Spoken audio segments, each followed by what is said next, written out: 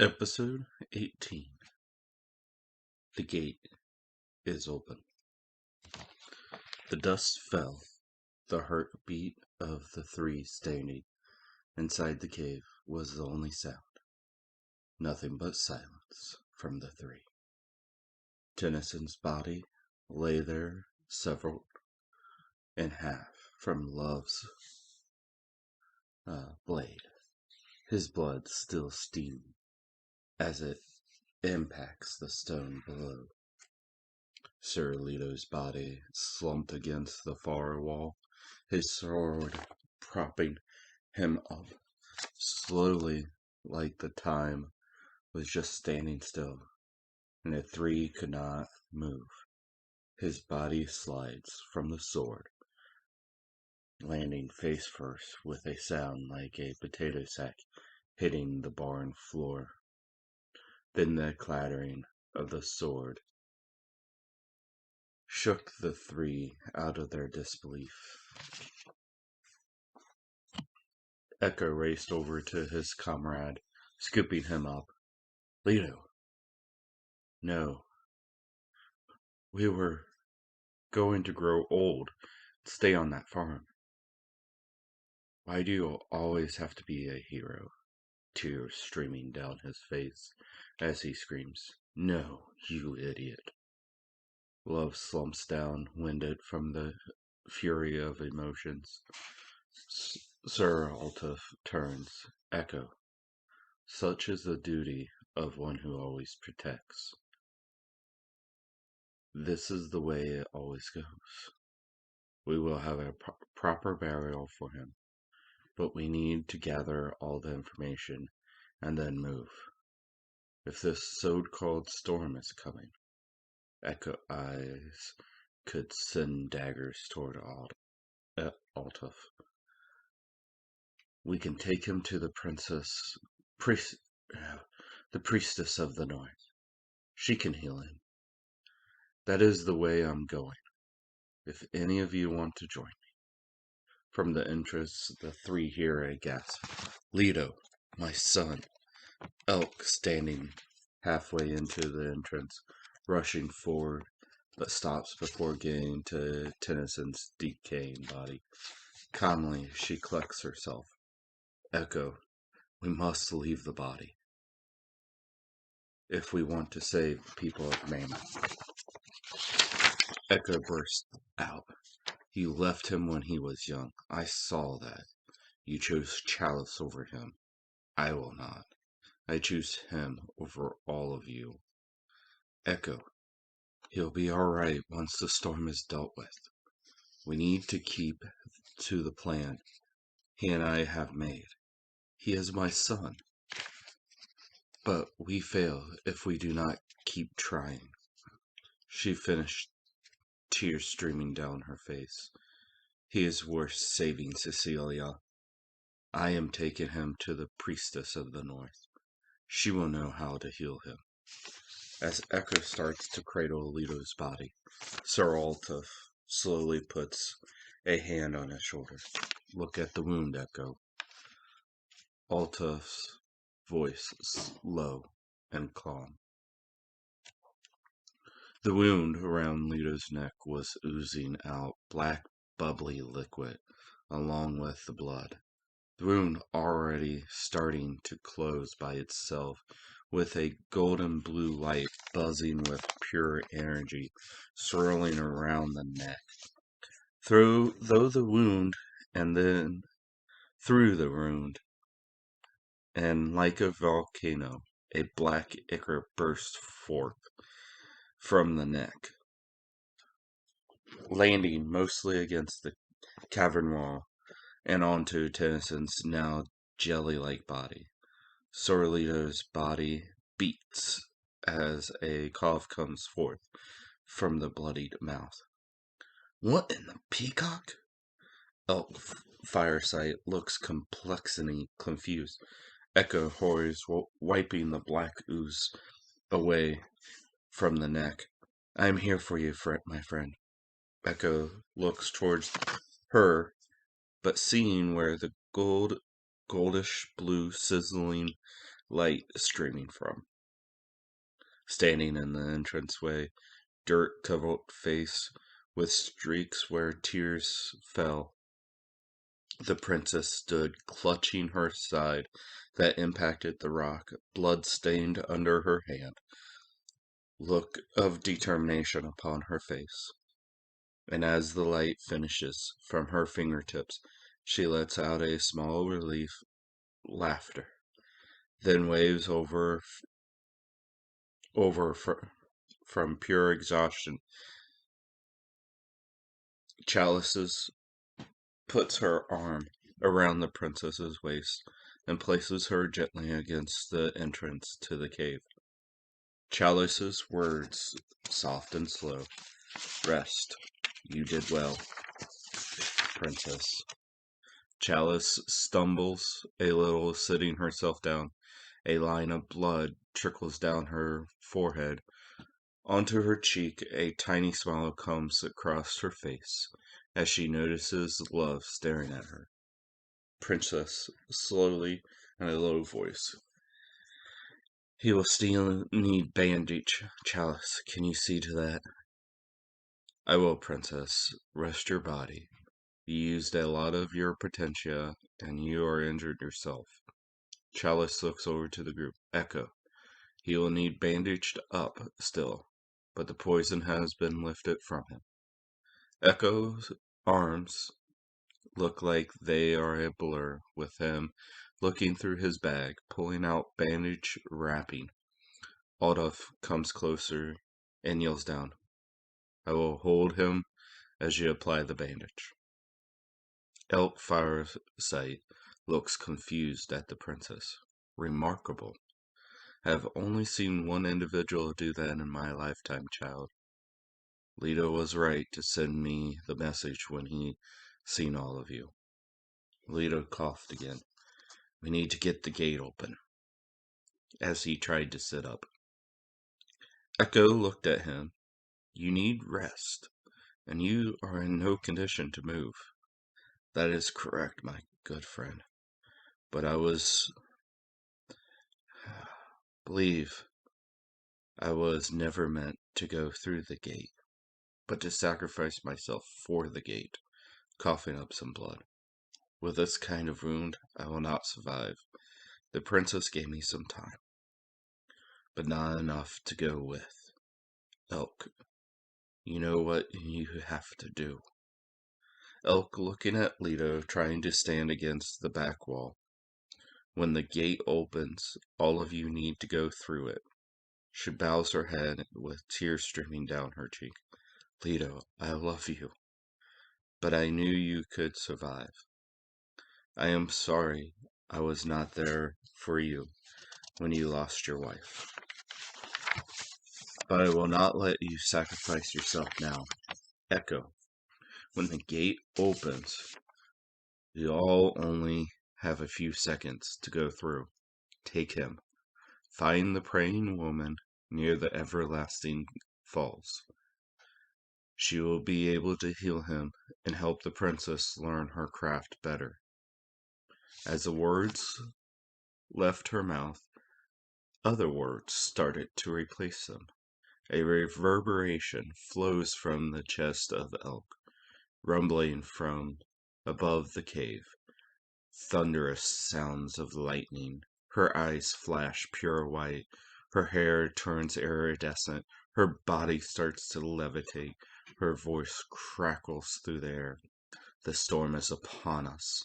Now, through the gate, the reverberation is replaced by a rippling of waves as her body starts splintering apart, forming a crystal clear circle as the elk body is shattered and the gate is forming. Outside, two crashes of fury rocks smashes down, and a voice cries out, Where, oh, where is that witch? I want to devour her and rid the world of her for the last time. Echo, grabbing Leto's limp body. All of you, through this gate, I guess? All of them rushed through the open crystal gate, Echo helping Leto through, Chalice and Love helping the princess through, and Sir Altaf shaking his head as he goes through. The gate shudders and water collapses down onto the cave floor. The bellowing voice, "Where are you?" as a face appears looking into the cave. "What have you done?" as a bellowing voice becomes a scream of agony.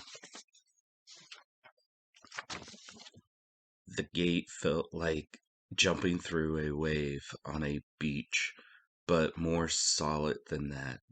As the party falls through the gate onto cold marble black and white floor, each of them looking around, noticing that this is not the inside of the cave.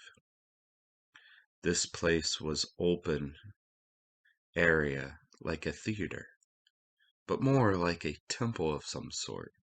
The pillars held up a domed roof, while the marble laid out in a part of a black and white squares like a chessboard. As each of them collected their thoughts, couple of whispers in the far side, where once the cave opening would have been stood, two little girls with long ears whispering back and forth. Sir Alto spoke first with his deep voice. "Pardon me, do you know where we are?" The two girls skittered away as soon as he spoke. "Great job there," Echo looking at him.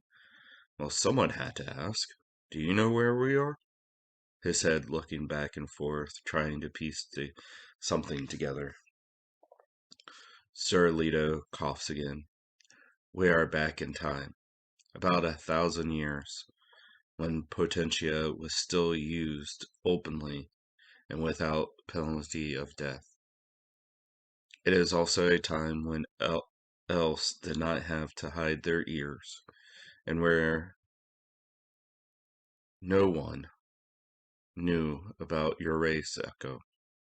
He coughed a little bit more. "Help me up. We need to move and find shelter to rest. Once healed, I can answer more questions." The princess looks at Leto. "What? That is impossible." Nothing is impossible, Princess," Love interjected.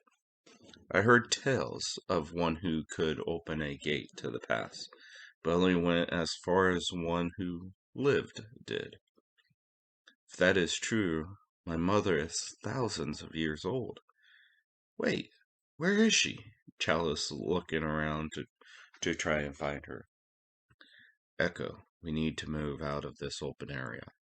Sir Altaf grabbing the other side of Leto as Echo scoops up the other side.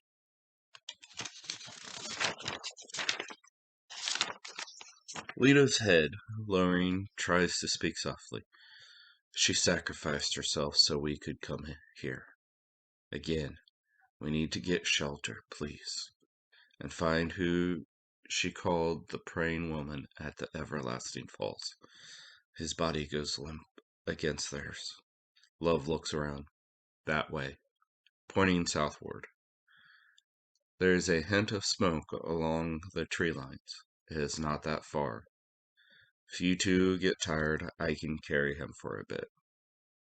Battered and bruised, the group led by Love start moving down very well-made steps into a greenish-blue field before getting to the tree line. The princess pipes up. "Wait, the Spider Queen lives in the forest, right?"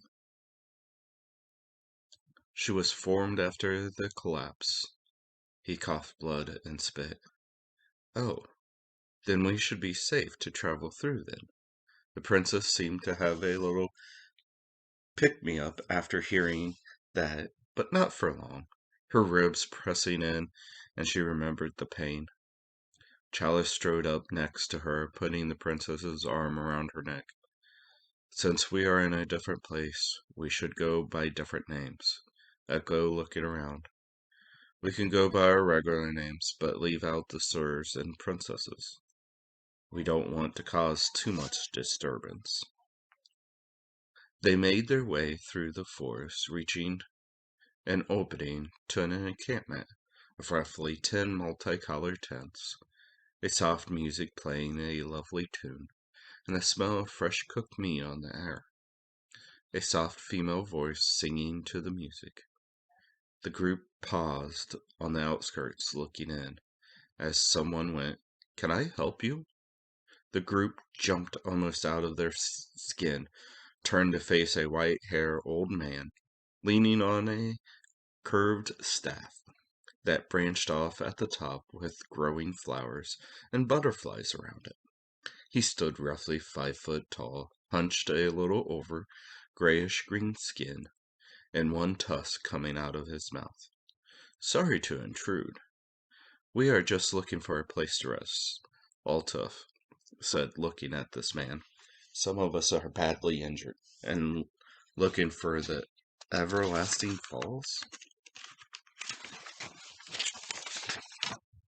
The old man's voice sounded like a grandfather. "Yes, I know of the place. Please, leave your weapons at the edge of the encampment.